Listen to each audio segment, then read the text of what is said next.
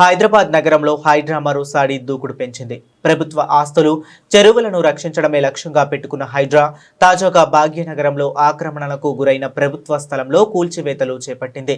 Banjara హిల్స్లోని Basavatarakam cancer ఆసుపత్రి సమీపంలో 5 ఎకరాల ప్రభుత్వ స్థలం ఆక్రమణకు గురైంది.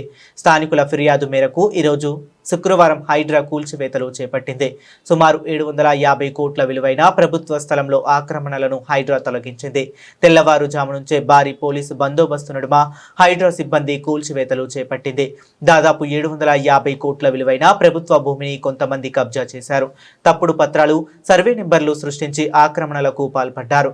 దీనిపై హైడ్రాకు పెద్ద ఎత్తున ఫిర్యాదులు వచ్చాయి. దీంతో హైడ్రా ముందుకు వచ్చి కూల్చివేతలు చేపట్టింది. 5 ఎకరాల ప్రభుత్వ భూములను కాపాడింది హైడ్రా. ఈ 5 ఎకరాల స్థలంలో జలమండలికి 1.2 ఎకరాలను గతంలో ప్రభుత్వం కేటాయించింది. అయితే ఓ వ్యాపారి ఆ స్థలాన్ని కబ్జా చేశాడు. వెంటనే రంగంలోకి దిగిన హైడ్రా ఆ స్థలంలో వేసిన షెడ్లను నేలమట్టం చేసింది.